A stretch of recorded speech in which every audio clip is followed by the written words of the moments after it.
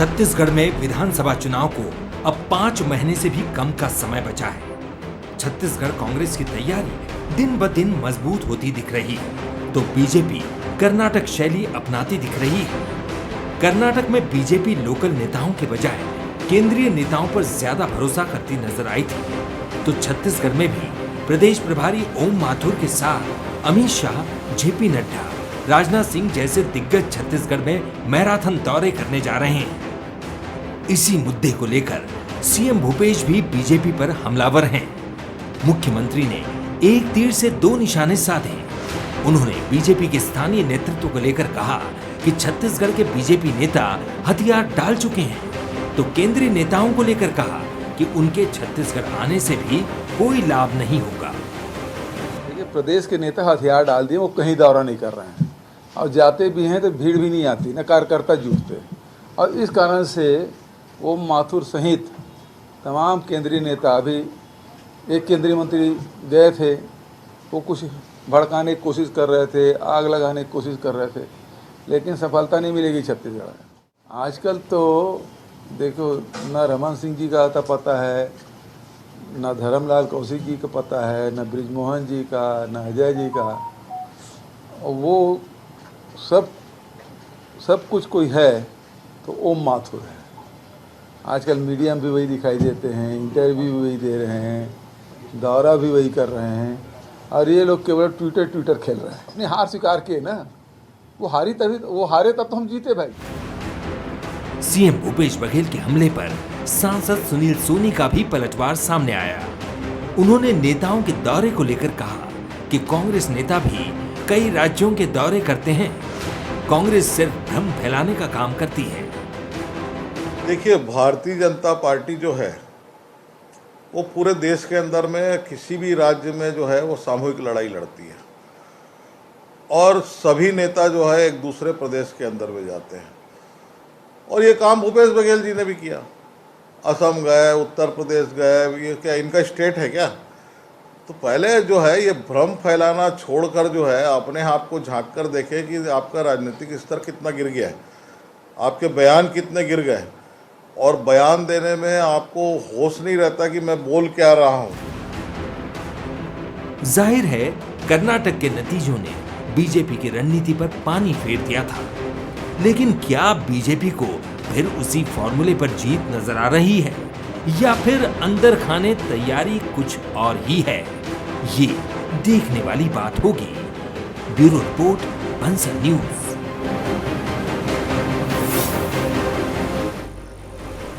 नमस्कार, आज के मुद्दे में आप सभी का स्वागत है। मैं हूं आदित्य नामदेव।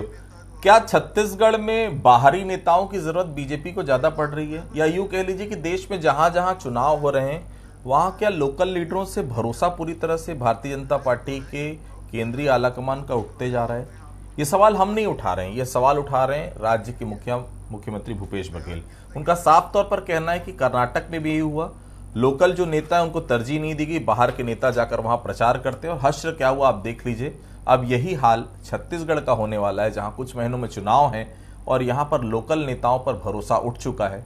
ओम माथुर ही पूरी कैंपेनिंग देख रहे हैं, न रमन सिंह का अता पता है, न बृजमोहन अग्रवाल का अता पता है, न नेता प्रतिपक्ष नजर आ रहे हैं, और न ही प्रदेश अध्यक्ष अरुण साव नजर आ रहे हैं।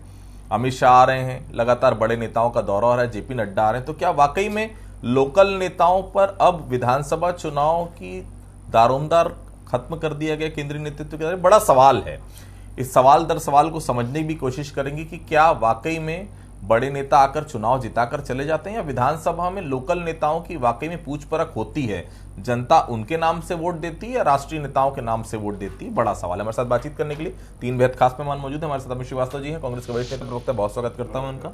हमारे साथ राजीव चक्रवर्ती साहब हैं, भारतीय जनता पार्टी के तेज तर्रार प्रवक्ता है, बहुत स्वागत करता हूं उनका। हमारे साथ अनिरुद्ध दुबे साहब हैं, वरिष्ठ पत्रकार है, बहुत स्वागत करता हूं उनका। सबसे पहले अनिरुद्ध जी के पास चलूंगा जी, ये जो बड़े नेताओं की बात होती है, या कि सीधे तौर पर करूं कि दिल्ली पे डिपेंडेंसी, क्या वाकई में विधानसभा चुनाव में लगातार भारतीय जनता की पार्टी की बढ़ते जा रही है? कर्नाटक में हमने देखा, और उसका बड़ा खामियाजा भी कर्नाटक चुनाव में, विधानसभा चुनाव में भारतीय जनता पार्टी को भुगतना पड़ा। लोकल नेताओं को आपने तरजीह नहीं दी, कईयों की जो मेन लीडरशिप जिनके भरोसे थी उनके टिकट काट दिए गए, नए चेहरों को मौका दिया गया। पूरी जो कैंपेनिंग है वो दिल्ली पर डिपेंड रही, अमित शाह पर डिपेंड रही। प्रधानमंत्री पर डिपेंड रही, तो क्या ये माना जाए कि ये छत्तीसगढ़ में भी अगर होता है तो इसका बड़ा नुकसान भारतीय जनता पार्टी को हो सकता है? दुबे साहब देखिए आदित्य जी, कर्नाटक और छत्तीसगढ़ दोनों की तासीर बहुत अलग अलग है। और दूसरी बात क्या है कि आदित्य जी, तात्कालिक परिस्थितियों पर सब कुछ निर्भर होता है और वैसे निर्णय लेने पड़ते हैं। अब आप बोलेंगे कि मैं बार बार अतीत पर जाता हूं, तो जाना पड़ता है क्योंकि उदाहरण मिलते जुलते हैं। 2003 तक के यहाँ पे छत्तीसगढ़ में कांग्रेस की गवर्नमेंट थी और तब भी भारतीय जनता पार्टी के पास रमेश बैस जी, लखीराम अग्रवाल जी, नंद कुमार साय जी, डॉक्टर रमन सिंह जी, बृजमोहन अग्रवाल जी जैसे बहुत बड़े, ताराचंद साहू जी जैसे बहुत बड़े बड़े चेहरे थे। तब भी 2003 के विधानसभा चुनाव में बहुत सारे जो है राष्ट्रीय नेताओं की छत्तीसगढ़ आमद हुई थी। चूंकि मैं रायपुर में रहता हूं तो इसलिए मैं रायपुर पे ज्यादा केंद्रित मेरा ध्यान रहता है, बाकी हर जगह समझने की कोशिश करता हूं। रायपुर ग्रामीण विधानसभा क्षेत्र में ही 2003 के चुनाव में 10 से अधिक राष्ट्रीय नेताओं की सभा हुई थी। अब जो भी हुआ नतीजा, केवल राष्ट्रीय नेताओं के कारण नतीजा जो है 2003 में भारतीय जनता पार्टी की तरफ आ गया है, समय नहीं कहता, लेकिन ऐसा होता है। आज जो है भारतीय जनता पार्टी छत्तीसगढ़ में संक्रमण काल में गुजर रही है, संक्रमण के दौर से गुजर रही है, ये कहने में मुझे कोई गुरेज नहीं है। और यही कारण है कि ऐसा प्रतीत हो रहा है और ऐसा महसूस हो रहा है कि बड़े नेताओं को कि बीड़ा जो है खुद हमें उठाना पड़ेगा। अब देखिए, जहां तक कि आप अमित शाह जी की बात करें, केंद्रीय गृह मंत्री जी की, तो यह सुनने में यही आ रहा है कि दुर्ग जिला में उनकी जो है सभा होगी या उनके कार्यक्रम होंगे। और दुर्ग जिला जो है मुख्यमंत्री भूपेश बघेल जी का जिला कहलाता है। फिर उसके बाद राजनाथ सिंह जी का भी आगमन होना है, जेपी नड्डा जी का भी आगमन होना है। तो कुल मिला के ये जो है जो बिसात बिछेगी भारतीय जनता पार्टी की, तो आने वाले समय में जो लग रहा है, जो शतरंज की राजनीतिक शतरंज की चाल जो है बड़े केंद्रीय जो है नेता, बड़े चेहरे ही जो राष्ट्रीय स्तर के वो खेलते नजर आएंगे और उसमें जो है सहयोगी की जो भूमिका है छत्तीसगढ़ के भारतीय जनता पार्टी के बड़े नेताओं की होगी।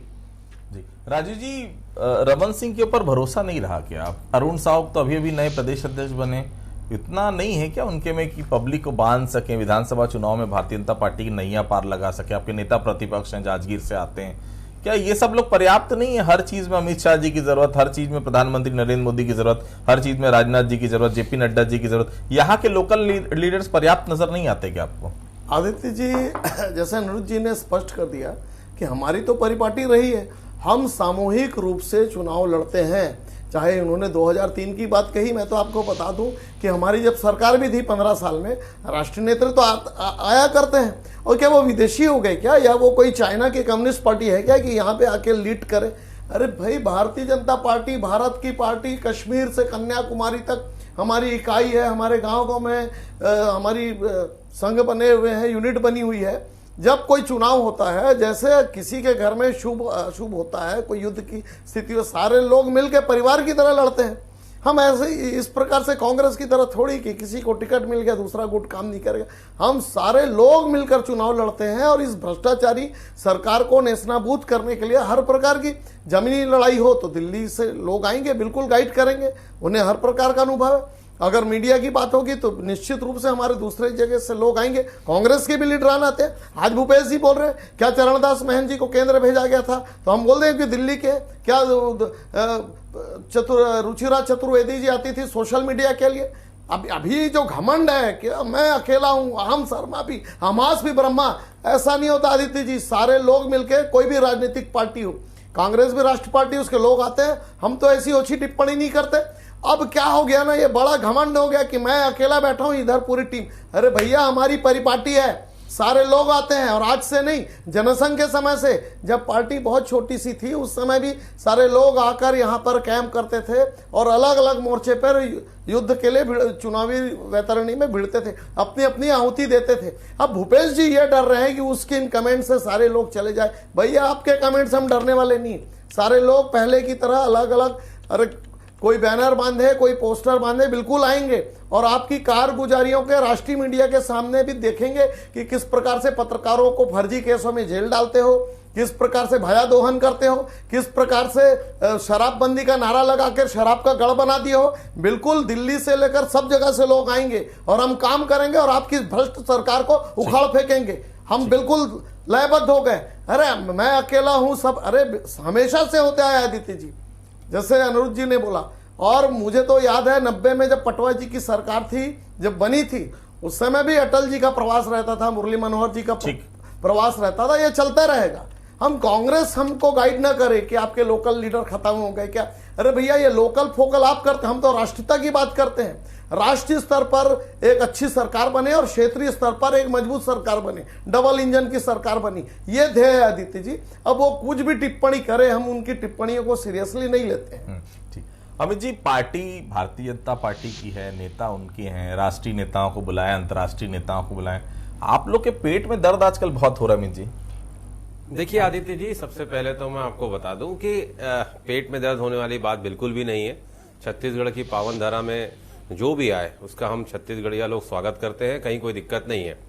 लेकिन मुझे लगता है कि पिछले 4 महीनों में 28 से ज्यादा केंद्रीय मंत्री आए और इनके राष्ट्रीय नेतृत्व आए, आरएसएस के सहयोगी जो अनुसांगिक संगठन के 32 संगठन के लोग आए, नड्डा जी आए, गृह मंत्री जी आए, सब आए, कहीं कोई दिक्कत नहीं है। मैंने कहा ना, छत्तीसगढ़ तो समरसता का गढ़ है और सबका स्वागत है। लेकिन आपके चैनल के माध्यम से मैं एक अहम सवाल पूछना चाहता हूँ राजीव जी से कि वो आए लेकिन उन्होंने छत्तीसगढ़ के लिए क्या दिया, छत्तीसगढ़ को क्या दिया। अब रही बात, आपने कहा बहुत सारी आपने तकरीर की, बड़े लंबे समय तक आपको आज समय मिला। मैं आपको एक ही चीज राजू भाई आपसे पूछना चाहता हूं कि अगर कार्यकर्ता को वाजिब हक नहीं मिलना चाहिए क्या? आप कहीं से भी नेताओं को बुलाइए, हमें कोई उसका दिक्कत नहीं है, ना हमारे पेट में दर्द हो रहा है। लेकिन छत्तीसगढ़ की जनता पूरी तरीके से कांग्रेस के साथ है। और रही बात कि जिस प्रकार का प्रश्न आप अभी कह रहे थे, और मुझे लगता है कि आप भाजपा में जो विद्वान प्रवक्ता हैं उनमें मैं आपको मानता हूं, लेकिन आज आपकी शब्दावली जो थी मुझे लगता है कि आपको मैच नहीं कर रही थी। अब वो आपकी क्या मजबूरी है मैं वो नहीं जानता। रही बात, तो आपके माध्यम से मैं एक ही चीज कहना चाहता हूं कि आप उस पार्टी के सदस्य हैं जिनके एक प्रवक्ता ने कहा था कि हमारे यहाँ परिश्रम से नहीं परिक्रमा से पद मिलता है। मैं हमेशा इस बात को कहता हूं क्योंकि जब कार्यकर्ताओं के हक और अधिकार की बात आएगी तो निश्चित तौर पे हम चुप नहीं रहेंगे। और उस प्रवक्ता को ही आपके पार्टी से हटा दिया गया, ये तो आपके यहाँ है। और इसीलिए मैं कहता हूं कि कार्यकर्ता आपके साथ नहीं है, आप दुनिया में कहीं के भी लीडर बना लीजिए। जी, आपने परिक्रमा नहीं की शायद, इसलिए शायद पद नहीं मिला आपको। जी देखिए आदित्य जी, मैं कांग्रेस का निष्ठावान कार्यकर्ता हूं और मुझे लगता है कि मैं पिछले 32 सालों से कांग्रेस में हूं। और मुझे लगता है कि आज आपके चैनल में, इतने लोकप्रिय चैनल में, इतने लोकप्रिय पत्रकारों के साथ बैठा हूं, चाहे अनिरुद्ध भैया हो, चाहे आप हो, चाहे मेरे मित्र भाजपा के सम्मानित प्रवक्ता राजीव जी हो, अगर ये सौभाग्य, इससे बड़ा पद कुछ नहीं हो सकता। ये मेरे चॉइस का पद है कि मुझे संगठन में काम करना है। अपने दिल को समझा लीजिए। अब अनिरुद्ध जी, मैं आपके पास चलता हूं। अनिरुद्ध जी, छत्तीसगढ़ में निश्चित तौर पर जब जब विधानसभा चुनाव होते हैं, इसमें कोई दो राय नहीं, 2018 में हमने देखा है राहुल गांधी का धुआंधार दौरा हमने देखा था, और शायद वही दौरा बहुत काम कर गया, नहीं तो शायद प्रदेश कांग्रेस अध्यक्ष वो सीट भी ना बचा पाते। आप गवाह हैं उस पल के। तो बड़े नेताओं का तो आना जाना चलते रहता है, इसमें ऐसी नई बात क्या है जो इसको पिन आउट करना पड़ रहा है कि लोकल नेतृत्व पूरी तरह से खत्म हो गया, माथुरी नजर आ रहे हैं, वरिष्ठ नेता खाली आ रहे हैं, केंद्रीय नेतृत्व खाली आ रहा है, लोकल लीडरों पर भरोसा नहीं रह गया? ये बात क्या आ क्यों रही है, या और उलझाने का प्रयास हो रहा है भारतीय जनता पार्टी को अंदर खाने? अनिरुद्ध जी, देखिए क्या है कि मैं मुख्यमंत्री भूपेश बघेल जी की बाइट देख रहा था। ओम माथुर जी का नाम लेते हुए उन्होंने कहा, मतलब ये कि कहने का आशय यही था कि मतलब क्या निर्भरता पूरी ओम माथुर जी पे हो गई है? कहाँ है, उन्होंने ये भी कहा कि कहाँ है डॉक्टर रमन सिंह जी, कहाँ है धर्मलाल कौशिक जी, कहाँ है बृजमोहन अग्रवाल जी, कहाँ है अजय चंद्राकर जी। देखिए एक चीज मैं आदित्य जी समझ पा रहा हूँ, मतलब ये 3 राज्यों में प्रमुख रूप से चुनाव होने हैं, बाकी 2 और भी हैं, लेकिन यहाँ राजस्थान, मध्य प्रदेश और छत्तीसगढ़ की हम लोग अक्सर बात करते हैं। तो सबसे बड़ी अगर कहीं चुनौती जो है भारतीय जनता पार्टी की, तो वो जो है छत्तीसगढ़ में। भारतीय जनता पार्टी इस बात को जो है बखूबी समझ रही है। देखिए खुलकर कोई नहीं बोलेगा, राजीव जी भी नहीं बोलेंगे, इस चीज को मैं जानता हूँ, लेकिन इसीलिए यहाँ पे बहुत ज्यादा होमवर्क हो रहा है और यहाँ पे जो है बड़े खिलाड़ियों को खुद मैदान पर आकर खेलना होगा, ये अच्छी तरह जान रहे हैं बस। और मध्य प्रदेश को लेकर कुछ आशान्वित हो सकते हैं, राजस्थान को लेकर हो सकते हैं, बल्कि राजस्थान से तो बहुत उम्मीदें हैं भाजपा को। वहां पे आप बोलते हैं कि मध्य प्रदेश में स्थिति 50-50 की आ गई है, लेकिन भारतीय जनता पार्टी की जो सबसे ज्यादा जो है चिंता का जो विषय है वो छत्तीसगढ़ राज्य है। वहां पे भाई 3 साल जो है सरकार में रही जो पार्टी, और वहां पे अभी जो स्थिति है, मतलब वहां पे जो चिंतन मनन और जो सर्वे भी हुआ, सर्वे की बात कोई खोलकर नहीं बोलेगा, लेकिन सर्वे रिपोर्ट भी जो है वो चिंता में डालने वाली रही है, इसमें कहीं कोई दो मत नहीं है। तो इसलिए अगर कि भारतीय जनता पार्टी रणनीति बनाकर, अगर कहीं कार्यक्रम बनाकर छत्तीसगढ़ पे फोकस करते हुए, और भारतीय जनता पार्टी के जो राष्ट्रीय नेता ये भी जान रहे हैं कि एन चुनाव के वक्त जो है समय को बांटना बड़ा मुश्किल होगा, क्योंकि उस समय 3 बड़े राज्य और 2 छोटे राज्य होंगे। तो इसलिए जो है मतलब मोर्चा जो है अभी छत्तीसगढ़ से क्यों ना खोला जाए, और दुर्ग जिला से क्यों ना खोला जाए, जहां खुद जहां से जुड़ाव मुख्यमंत्री भूपेश बघेल जी का है। तो एक रणनीति के तहत एक राजनीतिक पार्टी अगर कहीं किसी दिशा में बढ़ रही आगे तो मैं उसे गलत नहीं मानता। जी राजीव जी, चुनाव बहुत नजदीक है, विपक्ष की भूमिका में तो अभी तक भारतीय जनता पार्टी इन 4.5 सालों में नजर नहीं है। एक दो अगर प्रदर्शन को छोड़ दें तो बहुत मुश्किल है ये आइडेंटिफाई कर पाना कि वाकई में भारतीय जनता पार्टी अभी तक ये मान रही कि नहीं मान रही है कि वो विपक्ष में। आप भी गवाह हैं इस चीज के। एक बेरोजगारी वाला हमने देखा बड़ा मुद्दा था, निश्चित तौर पर उसमें बहुत सारे लोग इकट्ठा हुए, अलग अलग जगह से स्वस्फूर्त लोग जुड़े आपके साथ। प्रधानमंत्री आवास वाला मुद्दा, ये 2-3 मुद्दे अगर मैं छोड़ दूं, बहुत ज्यादा एग्रेसिवली भारतीय जनता पार्टी आ भी नहीं पाई सामने। तो क्या ये माना जाए कि बड़े नेता भी समझ गए कि अगर बंटा धार करवाया है तो पुराने नेताओं ने कराया, और वाकई में 2023 में अगर फिर से सरकार बनानी है तो दिल्ली के भरोसे ही बनेगी, यहाँ के लीडरों में उतनी ताकत नहीं है कि वो 2023 में सरकार बना पाए? राजीव जी। नहीं आदित्य जी, मैं बिल्कुल सहमत नहीं हूँ आपके बातों से।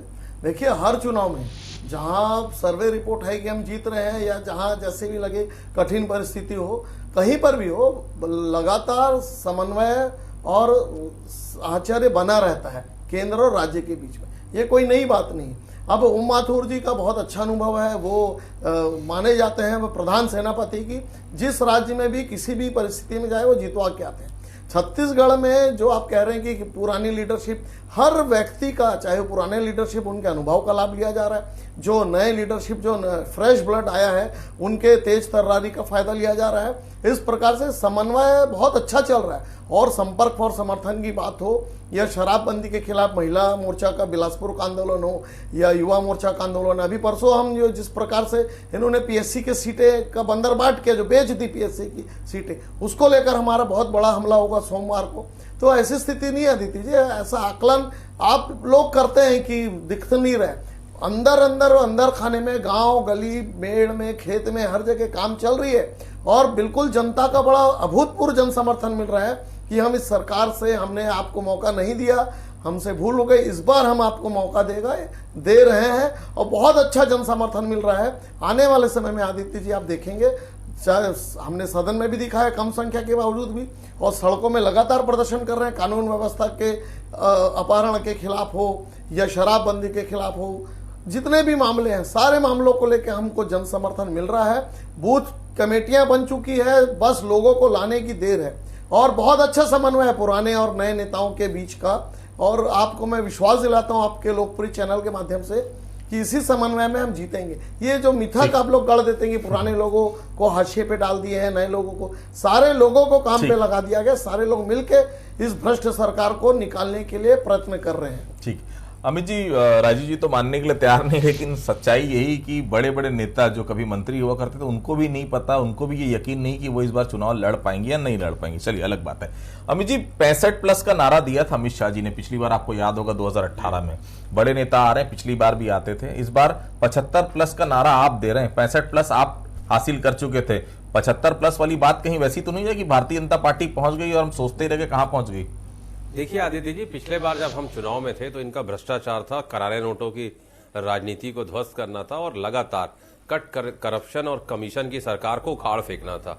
अब हमारे पास इस कार्यकाल का 4.5 साल का हमारा अनुभव है। बड़ा मुद्दा रहा, ये मानते हैं आप? जी बिल्कुल, निश्चित तो तौर फिर पे सरकार के ऊपर आरोप नहीं करप्शन? 36,000 करोड़ का नान घोटाले से लेकर अनगिनत जो लोग इलाज कराने जाते थे, आंख फोड़वा कांड, गर्भाशय कांड, अनगिनत ऐसे कांड, डीकेएस घोटाला कांड, इतने कांड इन्होंने किए थे कि जनता ने स्वतः ही इनको 15 साल बेमिसाल 14 सीटों में लाके छोड़ दिया।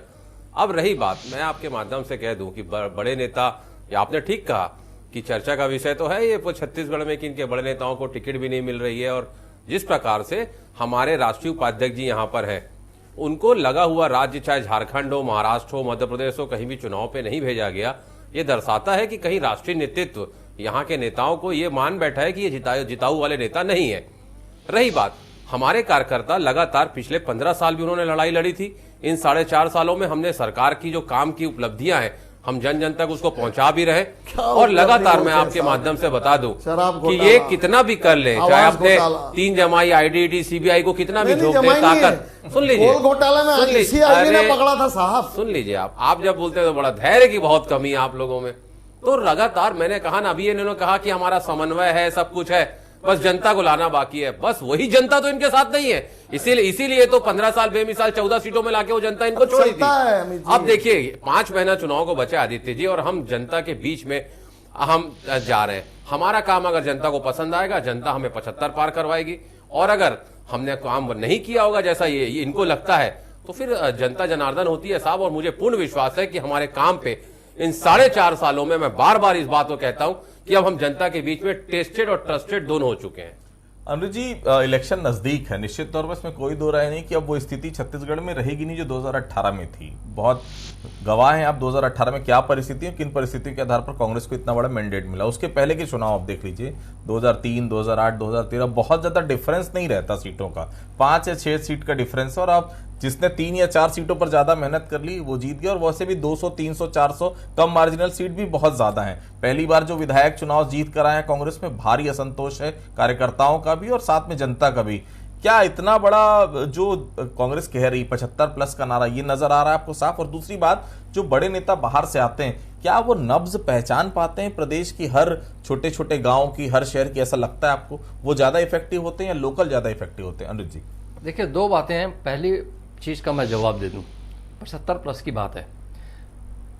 जब 2018 का नतीजा आया तो उस समय जो है अजीत जोगी जी जीत कर आए जोगी कांग्रेस से, और विधानसभा में जब वो अपनी बात रख रहे थे, शुरुआती सत्र था, तो उन्होंने कहा था कि ऐसा जो अद्भुत जो जनादेश अब शायद ही कहीं जाकर मिले।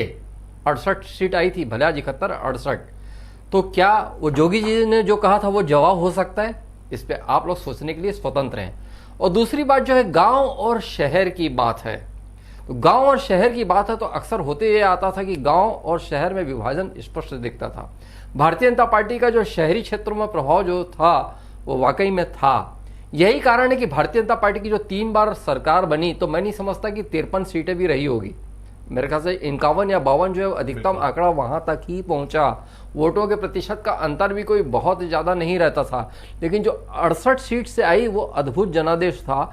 और ये क्या है कि एंटी इनकम्बेंसी जो 2018 में काम कर गई, तो उसमें ये कि भाजपा गांव से भी साफ हो गई, और जो शहर जो उसका खुद का अपना क्षेत्र होता था वहां से भी बुरी तरह साफ हो गई। लेकिन अब जो है आदित्य जी, ये जो चुनाव होना है ये बड़ा अनोखा चुनाव होगा। और जहां तक कि मेरा अपना व्यक्तिगत अनुमान है, जो नतीजे आएंगे 2023 के विधानसभा चुनाव के, सरकार किसी भी बने, बहुत चौंकाने वाले नतीजे होंगे और बहुत अद्भुत नतीजे होंगे। नतीजे अद्भुत होंगे, सीटों की बात नहीं करता। और रही बात जो है, देखिए गांव को साधना जो है भारतीय जनता पार्टी के लिए अब भी बड़ी चुनौती है। शहर में जो है शायद उनको कम मेहनत करनी पड़े, लेकिन उनको जो अथक प्रयास, उनको जो भारी मेहनत करना होगा वो गांव में ही जाकर करना होगा। क्योंकि 2018 से सरकार बनने के बाद जो बात करते आ रही है कांग्रेस, वो गांव की ही बात करते आ रही है। अब उसकी काट क्या होगी ये भारतीय जनता पार्टी को ढूंढना होगा। जी राजीव जी, जो बाहर के नेता ने क्या वो समझेंगे कि 2190 रुपए या 2200 रुपए जो एमएसपी मिल रही है, उसके बाद जो डिफरेंस की राशि मिलती है 2800 अगर दे रही कांग्रेस सरकार, पहले 2500 2800 की बात, 500 की डिफरेंस की राशि जब आपके खाते में आती है, भले 4 किश्तों में, उसकी खुशी कुछ और होती है। गोबर अगर बेच के आदमी पैसा कमा रहा है, उसकी खुशी कुछ और होती है। लगातार जो डेवलपमेंट के काम गांव में हो रहे हैं, शहर की बात मैं बिल्कुल नहीं करूंगा, इसमें कोई दौर नहीं, शहरों में बहुत ज्यादा डेवलपमेंट काम अभी तक दिखे नहीं है। बेरोजगारी भत्ता मिल रहा है, अब तो ये एक शगुफा ये भी आ गया 500 रुपए में सिलेंडर मिलेगा। ऐसा नहीं लगता कि यहाँ के नेता नब्ज ज्यादा अच्छे से पकड़ पाएंगे गाँव की या शहरों की? केंद्रीय नेता कितना समझ पाएंगे गाँव, गरीब और किसान को? राजीव जी देखिए, भारत की पृष्ठभूमि आदित्य जी कमोबेश एक जैसे, भारत के पूरे दक्षिण अगर आप एशिया की देखेंगे कि लोगों की क्या समस्या है, और हम तो कोई राजघराने की पार्टी के लोग नहीं है, हम तो खुद गांव गरीब किसानों की पार्टी है। प्रधानमंत्री चाय वाला है, रक्षा मंत्री किसान वाले का बेटा है। सारे लोग जानते हैं कि क्या गांव में समस्या है, क्या शहर में समस्या है, और उसको लेके राष्ट्रीय स्तर पर जिस प्रकार आप देखेंगे कि अंतर्राष्ट्रीय स्तर पर इतनी हलचल हुई, आर्थिक स्थिति, यूके जैसे देश जो हमारा मालिक था, 200 साल तक हमको गुलाम बना के रखा था, उसकी आर्थिक स्थिति नेस्तनाबूद हो गई, लेकिन भारत की अर्थव्यवस्था चल रही है। उसी प्रकार से भारतीय जनता पार्टी का केंद्र नेतृत्व हो या यहाँ के स्थानीय नेतृत्व, सब कोई जानते हैं कि लोग क्या चाहते हैं। ये पब्लिक है, सब जानती है किसान को क्या चाहिए, बेरोजगार को क्या चाहिए, गृहिणी को चाहिए, कानून व्यवस्था। यहाँ तो कानून व्यवस्था ठेके पर दे दिया गया गुंडों के ऊपर। तो ये सारी चीजें आप जानते हैं। तो ये चीजें लोग जानते हैं। स्थानीय नेतृत्व तो कोई बाहर से नहीं आए, ठीक, मैं सब जवाब कोई दे जानते हैं, चाहे धान का मामला हो या कानून व्यवस्था की अब बात ये हो। छोटा सा जवाब दे दीजिए जो राजीव जी ने कहा है, और सवाल का जवाब ये भी कि विधानसभा चुनाव नजदीक है, क्या राहुल गांधी को पार्टी नहीं बुलाएगी, प्रियंका गांधी को पार्टी नहीं बुलाएगी, या खड़गे जी को पार्टी नहीं बुलाएगी, या आप लोग केवल मुख्यमंत्री जी या यहाँ के जो चेहरे हैं उनके भरोसे विधानसभा 2023 का चुनाव लड़ लेंगे? देखिए, हमने कभी भी ये नहीं कहा कि बाहरी नेता ना आए। हम तो ये कहते हैं कि बाहरी नेताओं को, यहाँ पर के नेताओं को भरोसा नहीं है क्या? भाजपा के नेताओं को, हमारे नेताओं को तो राष्ट्रीय नेतृत्व को यहाँ पर भरोसा है, इसीलिए हमारे यहाँ के नेताओं को दूसरे प्रदेशों में भेजा जाता है। और रही बात जो राजीव जी ने कहा, मुझे लगता है कि अब बहुत कम समय बचा है, हम सारा चीज जनता पे छोड़ देते हैं। जनता जनार्दन है और हमने ईमानदारी से जनता के लिए काम किया है, और मुझे पूर्ण विश्वास है कि जनता का प्यार, आशीर्वाद और विश्वास हम पे बना रहेगा। चलिए, दोनों ही पार्टियों को विश्वास है, जनता का प्यार और आशीर्वाद उनको मिलेगा। 2023 का चुनाव नजदीक है, सवाल यहीं पर अभी भी बना हुआ है, क्या केंद्रीय नेतृत्व के भरोसे भारतीय जनता पार्टी की नैया पार हो पाएगी? क्या ये बड़ा फैक्टर साबित होगा 2023 के विधानसभा चुनाव के लिए? अभी भी गांव और किसान को और बेहतर तरीके से समझने की भारतीय जनता पार्टी के लिए जरूरत महसूस की जा रही है? सब सवाल अभी भी बने हुए हैं। आप सभी लोगों में से जुड़े, आप सभी लोगों को बहुत बहुत धन्यवाद। तो आज के मुद्दे फिलहाल इतना ही, बाकी खबरों के लिए आप बने रहिए बंसल न्यूज के साथ। धन्यवाद।